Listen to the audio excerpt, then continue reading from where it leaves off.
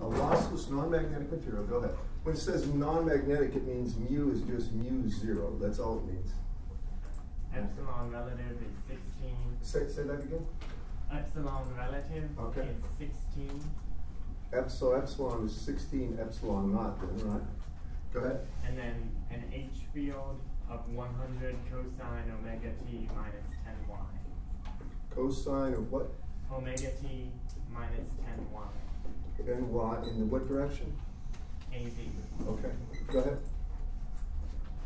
And that's milliamps per meter. Determine the propagation velocity, angular frequency, and instantaneous expression for electric field. All right, since you brought it up, this is a perfect lead into where I was going. Let me just go through how you get phase velocity and some of the other quantities. So in general, let me pause for a moment. I'm going to get back to that, but I want to bring you up to date with what you need to recall. In general, if we had a phase or electric field or magnetic field, it doesn't matter, E naught e to the minus j beta z in the, say, ax direction. Now this is a common one that he uses. He uses minus j beta z in ax direction. It's propagating in the z direction. Does everybody see that? And it also is lossless. This is a lossless quantity because there's no e to the minus alpha z. Can you all understand what I'm saying in the far back? All right. Now, with that in mind, this is a classic phasor form of the electric field for a propagating wave. And I've got to tell you one other thing while I'm on it. What we're studying here when we talk about solutions to this equation, the del squared of E minus gamma squared of E equals 0 equation, solutions to that are waves. This is called the Helmholtz equation. Really call it the wave equation. This is a solution to that. There are many solutions. This is one. It's in the phasor domain. Does everybody understand that? Now, if you wanted the time domain form of that, you would say E in the time domain would be equal to the real part of this phasor right here. I'll put a little tilde the way Dr. Gross likes, of that, which is going to be E naught times e to the minus j beta z in the ax direction. Then you have to multiply that by, does anybody recall? E to the j omega t. Remember, this is key. If you want to go from phasor to time, the relationship for any time vector phasor, or I should say vector in the time domain, would be taking the real part of the phasor form of A and multiplying it by e to the j omega t. That's the way you go back and forth. Follow me on this class. This is real important. This is in circuits. You had this, but I think a lot of circuits teachers don't underscore the importance of that. All right. Now, when you do this, when I multiply this by e to the j omega t, just for the record, do y'all see we can add the exponents in e, right? Y'all see that, everyone? E to the a times e to the b is e to the quantity a plus b. Got it, everyone? So if that's the case, this is really equal to the real part of e naught times e to the minus j, and well, it's actually plus j omega t minus beta z. Can you see it in the back? And it's in the a, I put it in the ax direction, ax. Can you all see this in the back, by the way? Do I need to write large? In the far corner, can you see it? All right. Now, when we have that, when I say the real part, it means not the imaginary. So here's where you have to invoke Euler's identities, and I'm going to tell you, you need to know these like the back of your hand, like you know Ohm's law, V equals IR. The first one is usually given as e to the j theta is cosine of theta plus j times the sine of theta. And to be more, I guess, give it more versatility, they put a plus or minus here and a plus or minus there. Follow me on this, everyone? Now, the second one is usually given as the cosine of theta is e to the j theta plus e to the minus j theta over 2. This is Euler's identities. You have to know these very well. Then the third one is usually the sine of theta. It's e to the j theta minus e to the minus j theta over 2j. How many have seen these before and recall them? Show of hands here.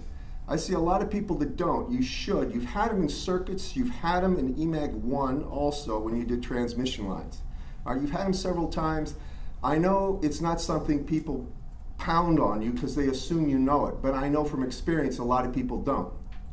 Now, where does it come from? This is the bottom line. They usually say it's a unit circle, and this is going to be the real axis in a unit circle, and this is the imaginary or j-axis. All right? What that represents, e to the j plus or minus theta, is a vector of magnitude 1 at some angle theta. So if we take a look and we say this angle is theta, this would be e to the j theta. And it has a unit length of 1. Everybody got that, people? Follow me? Now, if you take a look at this, well, what would the projection of this be on the real axis? Wouldn't that be cosine of theta? Can you all see that? What would it be on the vertical axis? Sine of theta. This length would be sine of theta. But the vertical axis, it has a j association. So we put j sine theta plus cosine theta is e to the j theta. Understand, class? Now, from that, this little vector diagram, we could do things with tangent and cotangent and all that. It's not necessary. Sine and cosine is the only thing you need. Everything else is defined by them. A tangent is a sine over cosine. Do y'all follow me in class? So you can go and do the other definitions on your own. But if you look at this, well, what is a sine? What is this really? If you think about it, if we took this and we also added another e to the minus j theta to it, now we're up here, and these two parts would be identical in length. Wouldn't they, class? How many see that? All right, and then if you divided that length by 2, you would get the projection on the j-axis. Does everybody see that? Or you would have the definition of sine. Can you understand me? All right, getting back to this. Now with this, you all see here that what I can do with that e to the j omega t minus beta z is expanded as cosine omega t minus beta z plus sine omega t, plus j sine omega t minus beta z. I gotta shut that camera off. If I can. Try that. Oh. I don't, well, I'll leave it alone. Yeah. All right. I'll just do this one last time. So E is really equal to the real part of, and then it would be E naught, which is a scalar quantity, and then it's times cosine of omega t minus beta z, right? Then it's going to be plus j sine of omega t minus beta z. And this is all in the ax direction. And you all see that the real part would be the cosine. Everybody understand that? Because j times anything is imaginary. Follow me? So that means the real part of this is simply equal to E naught cosine of omega t minus beta z in the ax direction. This is a wave that's propagating in the plus z direction. This is a wave propagating in the plus z direction. These are identical in terms of what they identify. The difference is here the actual frequency is given usually. Here you see this is this is observable in our domain. We can actually measure this. We can't measure this. That's not observable, but it is useful for the mathematics involved. Got it, everyone? Now, since we're on this, the next thing we do is we take a look at wavelength, period, and velocity. I'm going to start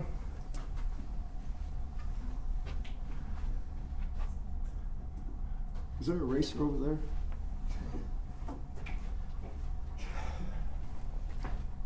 I'm not a fan of this cloth. So be it. Now we're going to talk about, I'm going to do it right here. I can get back to that. Next thing we're going to talk about is wavelength and period. And I'm going to do it here. So the first thing I'm going to talk about is I'm going to talk about the period first. Period of a wave, capital T is usually how it's defined. All right, that's the period. And it's in seconds, or milliseconds, or microseconds, or picoseconds, or something like that. If I take a look at the waveform, I let z be equal to 0. So in other words, I choose a point location. Z equals 0 is identical. Therefore, that waveform I had down there would be equal to E is some E naught just cosine of omega t. There is no beta z because z is 0 in the ax direction. I'm using the waveform I had just put up there. Got it, everyone? Now I plot that versus time, all right? And I see what I have is basically a cosine waveform that looks like this. This would be E naught, this would be minus E naught, and this is simply going to be the axis. You could say t in seconds if you want, it's not necessary. And this, what we're doing is plotting E here on this axis. Now, the period is defined, and we go on and on, it's periodic. Period is defined as the distance over which the waveform repeats itself, that's t. I mean, in time, not space. Follow me? So it's how long it takes for the waveform to start repeating itself. Well, what is that? You understand if this is 0, if that's 0, then this must be 2 pi radians. Follow me? I want you to all grasp what I'm doing here. I'm plotting t, right? Really, that's fair. I'm plotting t. So when that's 2 pi, that's where we stop. Now, what does that equal? Well, omega, this is the period, so the actual time, actually, let me do it this way. This is t, so omega t would be equal to 2 pi, or the period is 2 pi over omega. 2 pi over omega. You remember this from emag 1 in physics, I'm sure, right? That's the period. What else is the period? What's omega in terms of f, everybody? 2 pi f, isn't it? So if it's 2 pi f, that's 2 pi divided by 2 pi f. That means the period is inversely proportional to the operational frequency for sinusoidal waves. It's just 1 over f.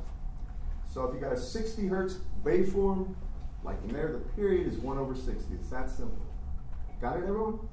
Next, we talk about wavelength. I do this, I'm going through this a bit fast, but you've had this many, many times. I'm just refreshing. Got it, everyone? Next, we're going to talk about wavelength. I'll do the same thing right here.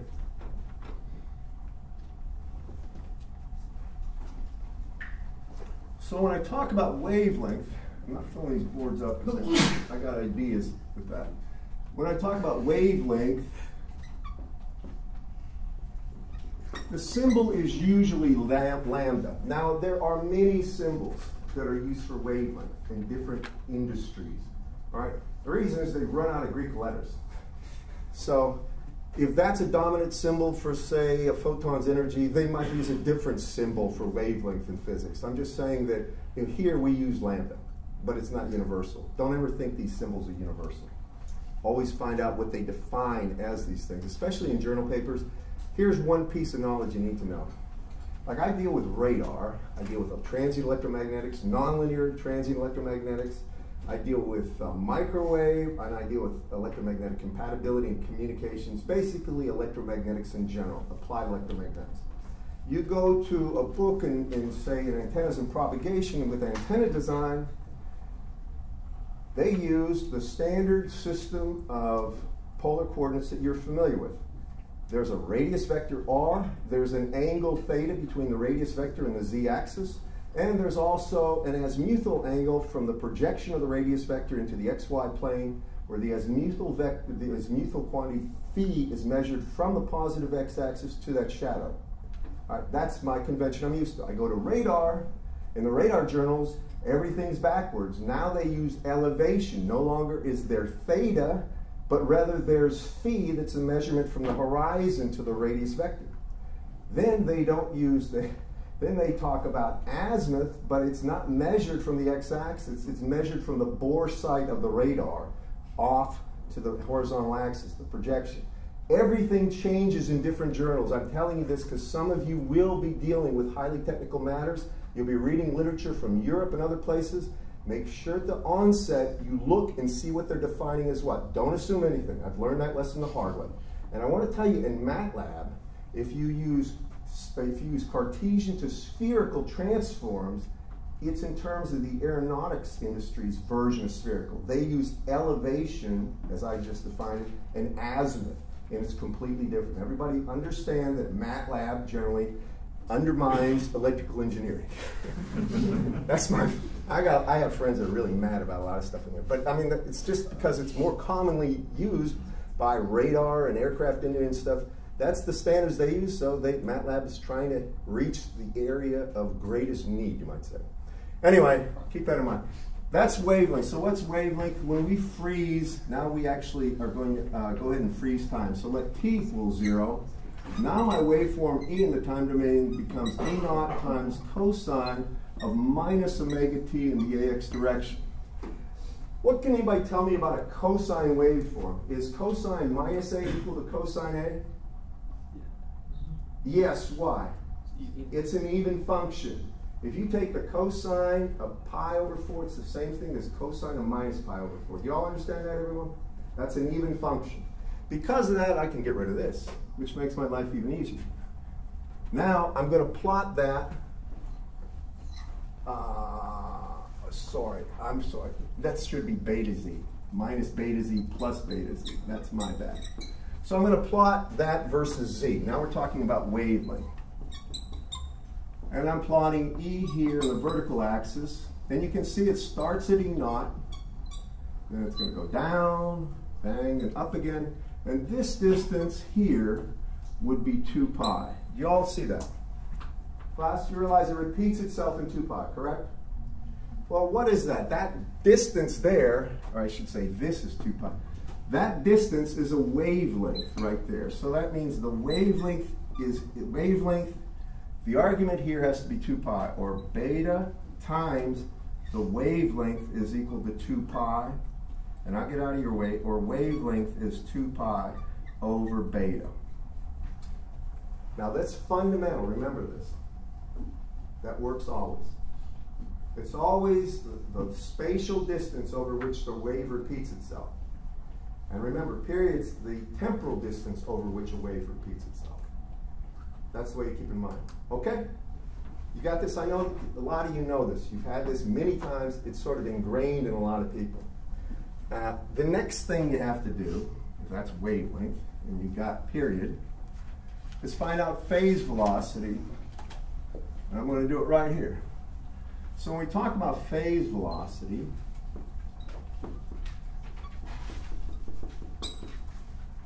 the symbol we use is this, V sub small p.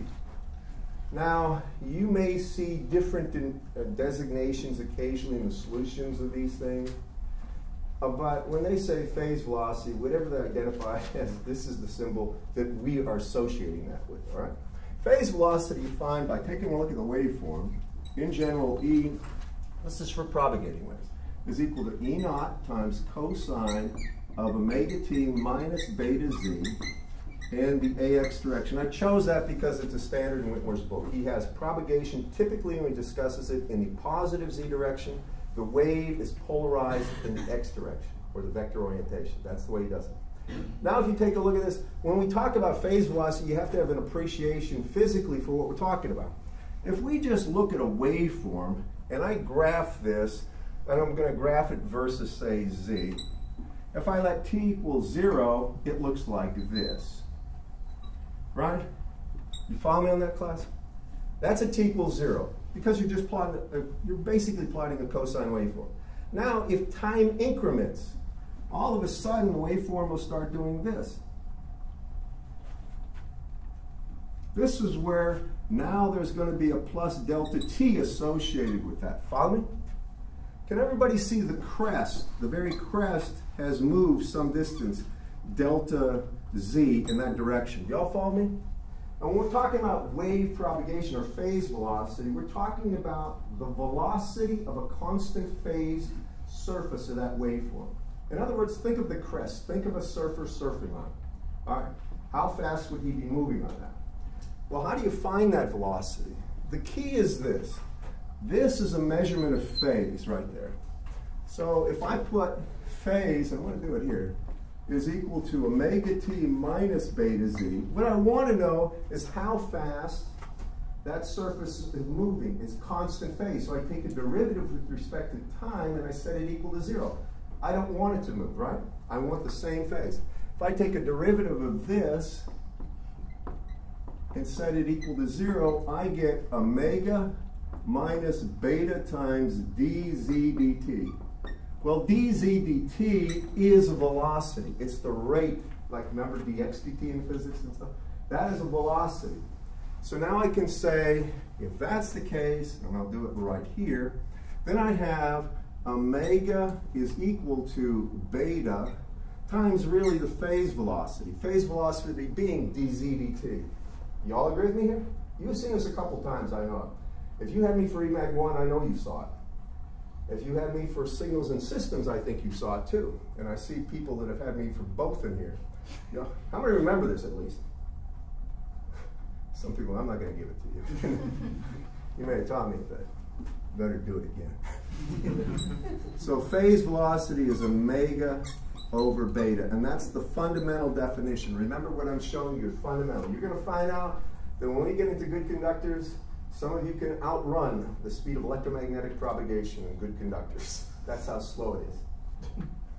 All right, just keep that in mind, but that's how you figure out how fast it really is. Now let's go back to this problem, since you asked. I'm going to show you another trick too, if I'm right, before I jump back into that. Because then we'll have, I think, enough tools to go through and do the damage to these things. The next thing I'm going to show you is that in general, when we deal with phasor forms of E and H, and we're talking about propagating waveforms, this is so important. When we're talking about propagating waveforms, it means you have an electromagnetic event. Really, you have currents that are accelerating. You have charge acceleration, you have charge acceleration, and they launch away. Those photons are gone. They're never coming back. Now, if you think about the typical capacitor, when you charge a capacitor up, the area around that capacitor has an electrostatic field, right? The energy is stored in the electrostatic field, but if you go ahead and put a resistor across that capacitor, all that energy goes back into the capacitor and then becomes really heat as the current passes through the resistor. That energy is bound to the capacitor. Do you follow me on that? The photons are called virtual photons there. And don't worry about this. This is a little beyond this class. It's sort of getting into quantum electrodynamics. But when we talk about an inductor with a DC current, there's a magnetic field around that inductor that stores the energy. Do you follow me? Now, if I take a resistor and quickly put it across an inductor with a certain amount of current, breaking the actual source of that current, then all the energy in the magnetic field will be deposited into the resistor as heat. Do you follow me on that, class? The static magnetic field had energy that is never going to be launched, all right? Now, when you have an antenna and you have a cosine or sinusoidal varying waveform that's driving that antenna, now it launches electromagnetic waves. The photons there become real photons and they're never to return. Do you follow me? Those things are gone for good. That electromagnetic energy is launched. By the way, are there any people here that are interested in physics at all? Anybody? I mean, I'm serious. I mean, I have a genuine interest, not a passing interest. I want to make money, so I got to take it. I mean, if you got a genuine interest in physics, here's the interesting thing. Have you heard of gravity waves? Anybody? All right. Now, somebody got a Nobel Prize for this just recently. All right. Gravity is the same type of force as the electrostatic forces and the electrical forces. Remember, E falls off as 1 over r squared from a static charge, right? What about gravity? Well, the force falls off as 1 over r squared as well. It's a 1 over, matter of fact, what's the force between two masses? M1, M2 over r squared times k, right? Do you remember this? It's a 1 over r squared event. This is interesting. Well, with gravity, there is an associated potential energy depending on the particle's distance from it. But when you accelerate a mass, not constant velocity, but you accelerate a mass, like something orbiting around, say, a black hole that's moving really fast, not quite at the event horizon, it launches electromagnetic energy, gravitational energy, in terms of gravitons, not photons. Don't ask me about gravitons, I'm not there yet. But they launch these things and there's exact parallels. Now the problem is this. If I want to find out, say I want to see what microwave energy is coming in from some distant galaxy, I can use antennas that are roughly the size of maybe 5-foot dishes in an array of them without problem. And I will, and it's easy to do. And I've seen this done over and over again. If I want to measure gravity waves, the problem is not the wavelength or anything like this, but what you're going to find out is something called the aperture. You need an enormous size. They had a rod out in California. Do you know this story? Who does? All right. It was a mile plus, right? roughly a little over a mile. And they had laser interferometers out there, and they were measuring small displacements to figure out what's going on. There's such a minor amount of change that you have to measure to see a gravity wave.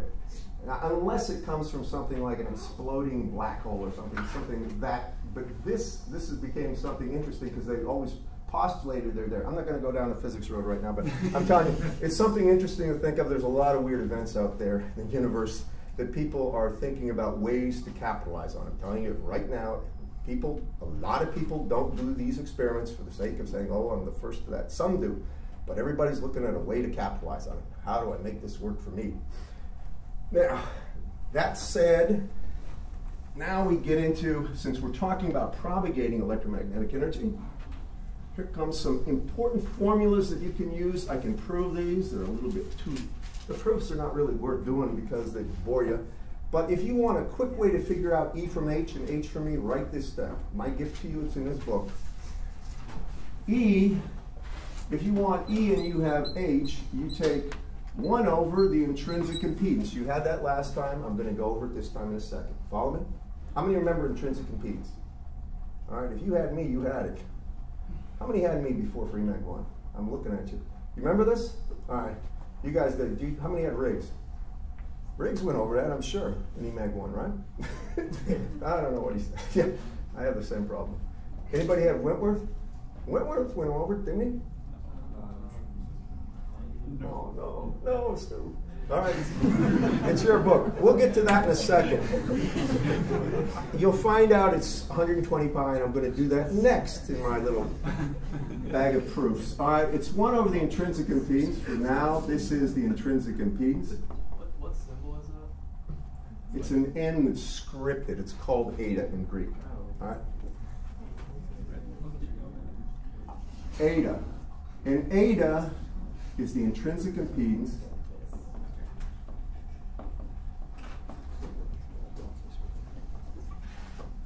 and it's in ohms, and eta is also defined in the frequency domain as the square root of j omega mu over sigma plus j omega epsilon, and I'll go through how that comes about in a second.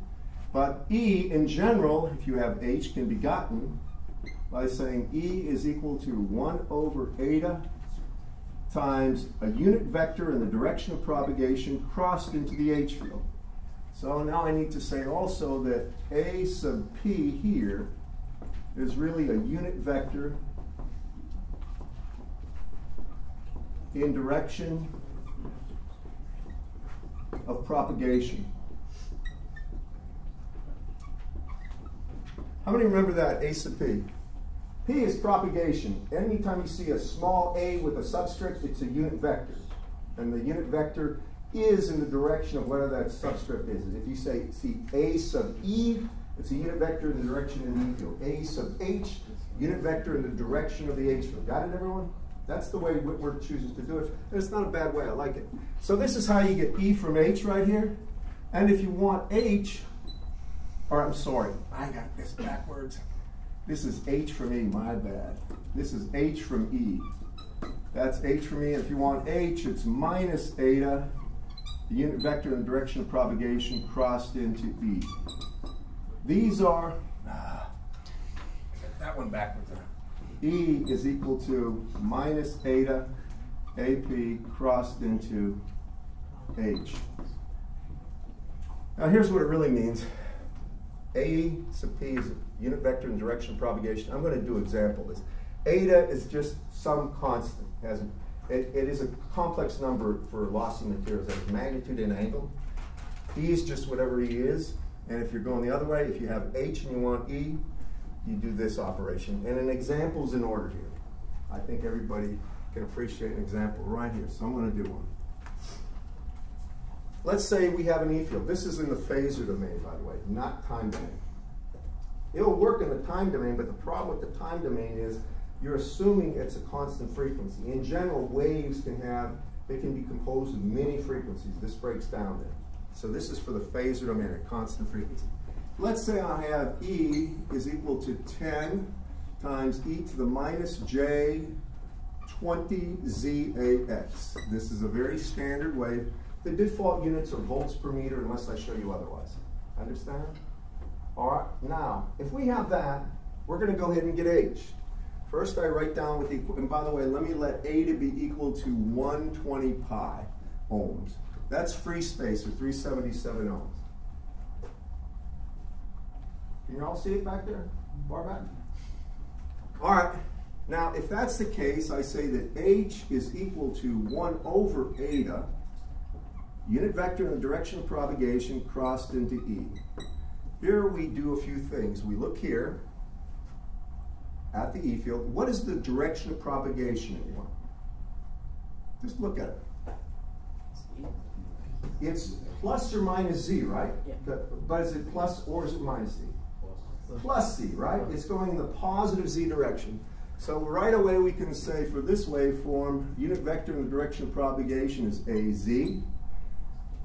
And then it's just turning the crank. Now we get H is equal to 1 over 120 pi, and then it's going to be AZ crossed into the E field, which is 10 times e to the minus j 20 Z AX. Everybody follow me? I'm just sticking in numbers right into the formula. All right, go ahead and do this. Well, what do we see H becoming? I have 10 over 120, right? And I'm going to leave it as 10 over 120 for a reason, so everybody knows where it comes from, 120 pi to be exact. Then I have AZ crossed AX, which is, think about it, AY, correct, class?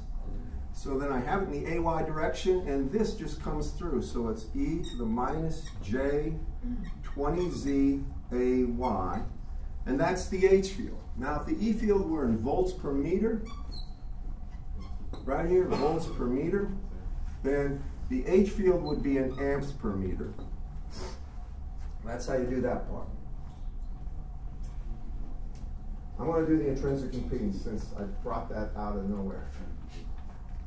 I thought people had that, honestly, or else.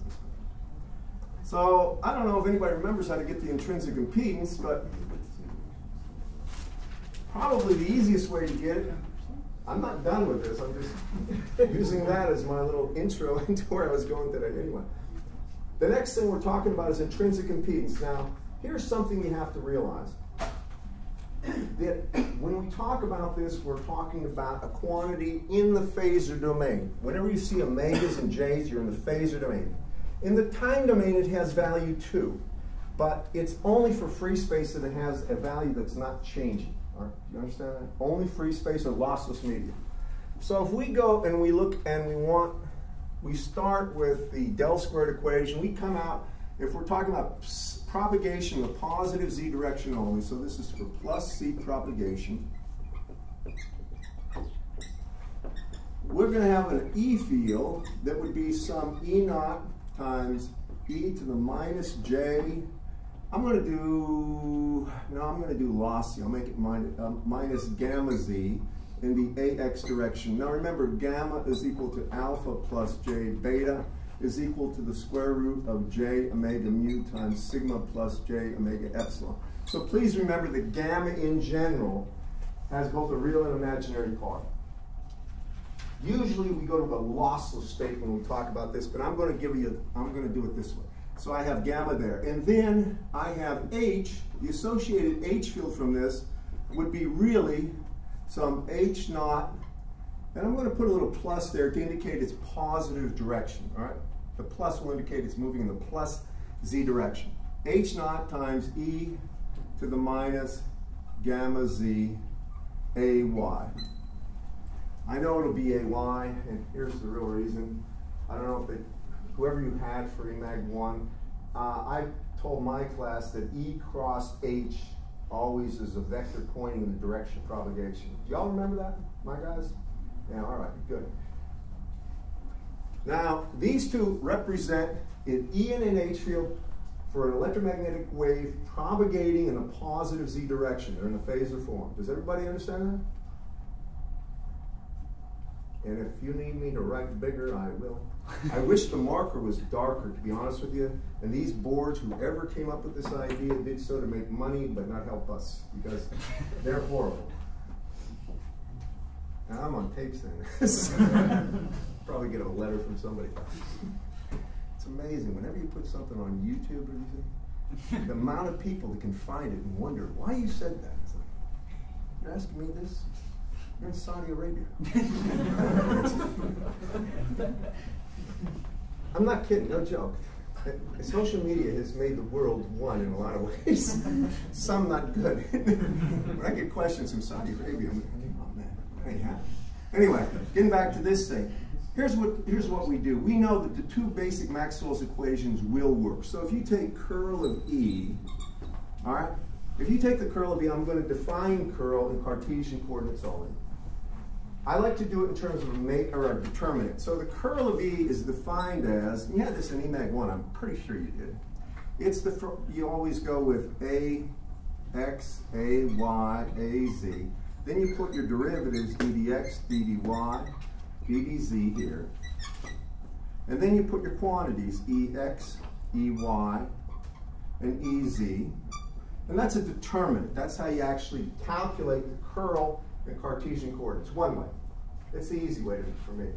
Now, you realize our field quantity here that we're going to take the curl of, this E field, if you look at it, it has only an x component. Do you all see that? And it only varies with z, correct? So I'm going to do something. You don't have to write that down. I mean, that's in the back of the book, and most people know. I'm going to get rid of these two guys, because they don't do anything, right? It's in the x direction. I'm going to go ahead and replace this by just E naught.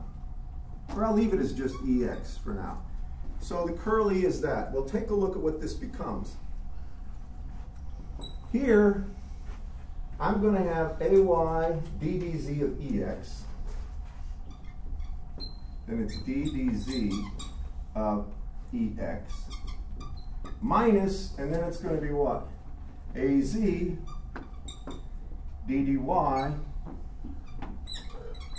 of EX. Everybody follow me on this?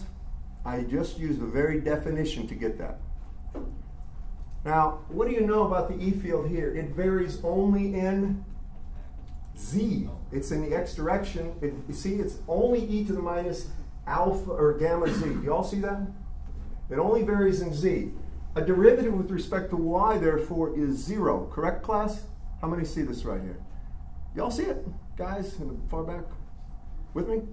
I want to make sure you do. That doesn't, we don't care about this. This is the only thing that matters. Now, what is dE, ddz of EX? Well, take a look. When I take a derivative of this with respect to Z, I bring out a minus gamma. Does everybody see that, class? So I get minus gamma, and then I just get that. E naught plus e to the minus gamma z, and that's going to be in the X direction, I mean AY direction. And curl of E, as you remember, is equal to what? That was equal to minus dB dt in the time domain, or minus mu times dH dt, substituting UH for B, or it's minus J omega, right? This becomes minus J omega times H. Correct, class? Y'all remember that? Now what I'm going to, how many do? This is when I took Michael Faraday's law of induction and I took it into the phasor domain, making the substitution B as mu H, right? Now I'm just going to take this and equate it to this. So now I can say here that minus J omega, H I'm going to replace with this, H naught plus e to the minus gamma z, AY. And I want you to focus on this right here, just these two. That's the curl of E is equal to minus J omega times mu times H. And that should be a mu here. There's a mu. Follow me? Can you all see this, guys? Now, look at how many things cancel on both sides. Doesn't the e to the minus gamma z go away? On both sides, correct, class? So I'm going to just get rid of it my way. I'm going to get rid of the unit vector too, because that doesn't do anything for me. Now I have this, and that's a mu right there, not an a. We better make it a little nicer. Now we have this. What I want is the ratio of E naught to H naught. And when I get the ratio of E naught plus to H naught plus, I can see what I really get is going to be, as the minuses go away too, by the way, I didn't say that. It becomes J omega mu over gamma. You all follow me? Now I'm not done yet. I'm just setting this up. You all see what I'm doing? Now the thing about this that makes it unique, what are the units for the E field in our class? Volts per meter. What are the units of the H field? All right, so the per meter goes away. Volts over amps is ohms, right? This has a unit of ohms, and this is the symbol that we choose to use to define that. It is eta, or the intrinsic impedance. It's just a script N, I call it. It's really a Greek letter eta. That's all it is. Now, I'm going to go ahead and expand gamma based, I don't have a gamma here, I don't think. Yeah, I do, right there. Gamma is actually, this is equal to J omega mu over the square root of J omega mu times sigma plus J omega epsilon. Can everybody see that okay? I can't get rid of this thing. Can you all see it? Well, I guess I can. You agree with me there? Now, you all notice this is J omega mu to the first power. This is J omega mu to the 1/2 power, correct?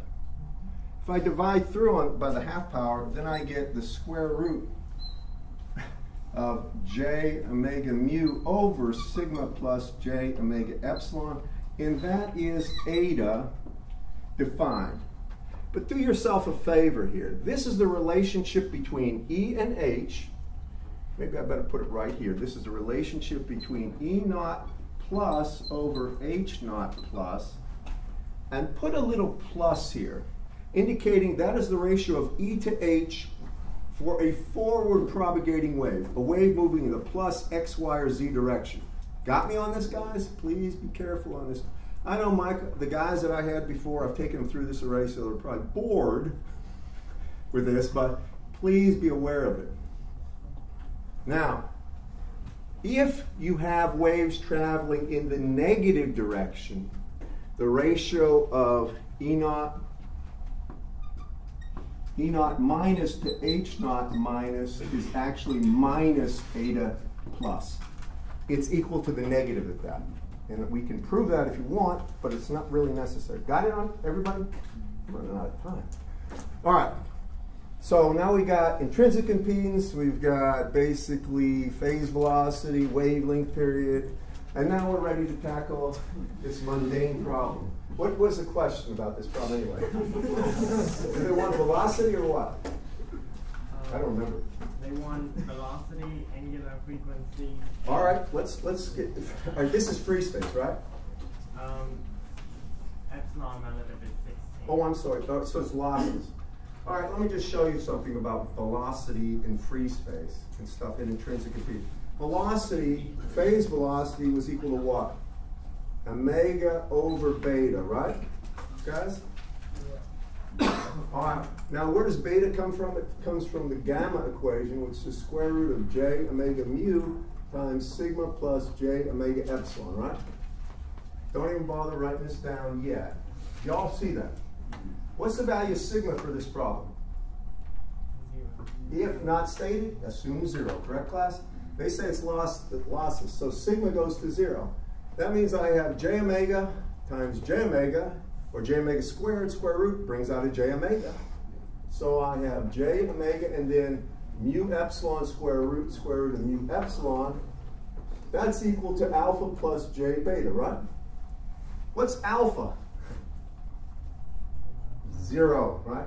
Lossless, no attenuation. There's 0. I could write a 0 plus this, but you all see how that's 0 in front of that? The real part's 0. Beta is, therefore, for a lossless wave, this is for a lossless case, is simply omega times square root of mu epsilon, correct?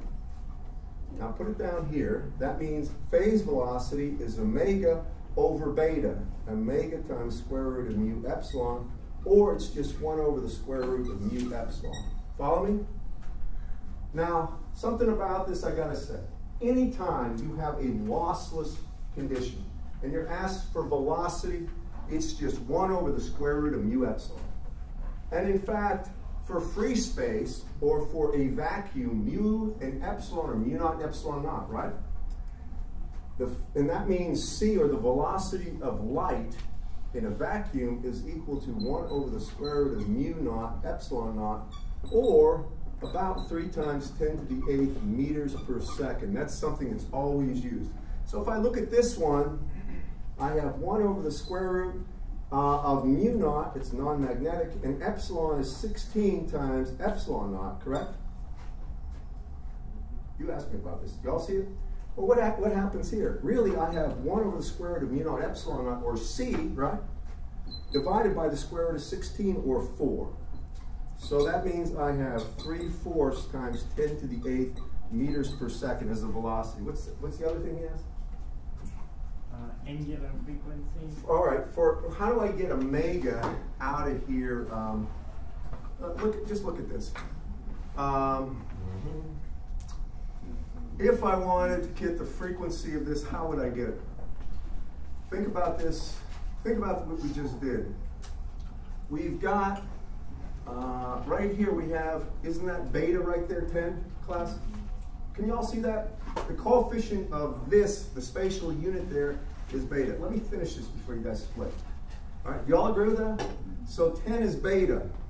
Since beta is equal to 10, beta is also equal to omega times square root of mu epsilon, right? Correct? Well, square root of mu epsilon is 1 over what I just found there, correct, class? 1 over the velocity. So I can say basically that omega is equal to beta, or 10, divided by square root of mu epsilon right here, or it's 10 times this right here, which is 3/4 times 10 to the 8th. And that would be omega, and omega is 2 pi f. So if I divide that by 2 pi, I get f. Don't I, class? How many see this right here? I know I'm moving a little quick. I'm trying to finish this lecture. Are we clear on that in the back? I know you guys are about to ready to bolt, but follow me on this. Now, I got one more thing to tell you. I actually covered what I wanted to pretty well, but I want to tell you one other thing. I'm going to give you some homework. I want you to read the section on power. We'll be talking about that on Friday, and there'll be a short quiz on Friday. And I'm going to ask you to make sure you come. You can use your calculators. It's closed book, closed notes. Because of the size of the class, there'll be at least 2 different quizzes that will be passed out. All right? Yes, sir. Will the material on Wednesday be on the quiz as well? Material where? I'm sorry, will the material cover today? Yeah, Okay. absolutely, because it's not much, and most of this is review. Almost all of it's review. All right? All right, see you next time. Did y'all understand the lecture?